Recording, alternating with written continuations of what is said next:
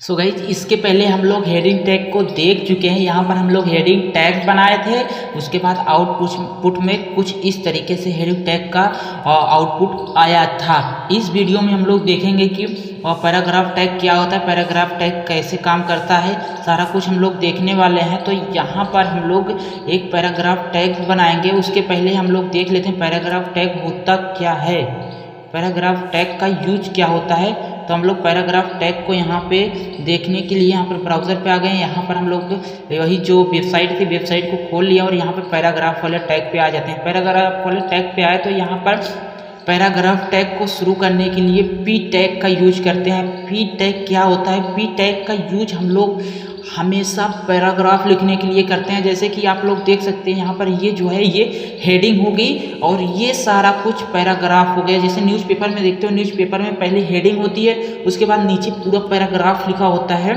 तो वही पैराग्राफ लिखने के लिए हम लोग पैराग्राफ टैग का यूज करते हैं। तो यहाँ पर हेडिंग टैग का यूज हेडिंग बनाने के लिए, पैराग्राफ टैग को पैराग्राफ बनाने के लिए करते हैं।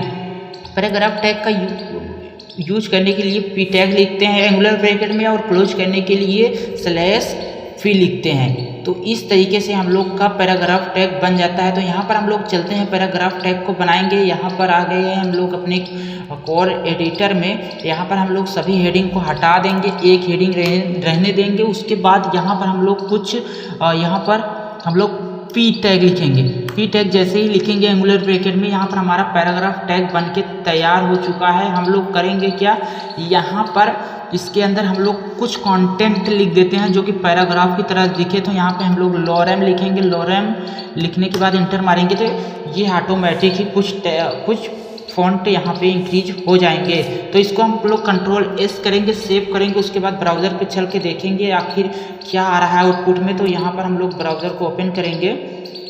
ब्राउज़र को ओपन करने के बाद यहाँ पर देखिए कुछ फॉन्ट आ रहा है यहाँ पर, जो कि पैराग्राफ जैसे और सारा हम लोग यही कॉपी पेस्ट कर लेते हैं, जिससे आप लोगों को समझ में आए अच्छे से। यहाँ पर हम लोग Ctrl+S करेंगे। उसके बाद चल के देखते हैं ब्राउज़र में क्या आ रहा है आउटपुट में। यहाँ पर देखिए ये जो है ना, ये आउटपुट में ये जो है हेडिंग टैग हो गया और ये पैराग्राफ टैग हो गया। इसी तरीके से न्यूज़पेपर में यहाँ पर कुछ लिखा होता है, यहाँ पर हेडिंग लिखी होती है, उसके नीचे हम लोगों को लिखा होता है पैराग्राफ में कुछ न्यूज़ लिखा होता है। तो इसी तरीके से हम लोग यूज कर सकते हैं न्यूज़ को लिखने के लिए, या फिर बहुत सारे ऑप्शन होते हैं पैराग्राफ टैग का यूज करने का। वो सारा चीज़ हम लोग पैराग्राफ टैग का यूज करके कर सकते हैं। अगर हम लोग को यहाँ पर बीच में कोई हेडिंग बनाना है, यहाँ पर हेडिंग बनाना है इसको, तो हम लोग यहाँ पर लिखेंगे H1 लिखेंगे। उसके बाद एंटर मारेंगे और यहाँ पर क्लोज हो गया है, इसको हम लोग कॉपी करेंगे और क्लोज करेंगे यहाँ पे जहाँ तक हम लोग को हेडिंग चाहिए वहाँ तक। उसके बाद Ctrl+S करेंगे और चलते हैं ब्राउज़र में, देखते हैं क्या आउटपुट आ रहा है। तो यहाँ पर देखिए ये दो हेडिंग टैग हो गए, एक यहाँ पे हो गया, एक यहाँ पर, ये हमारा पैराग्राफ हो गए।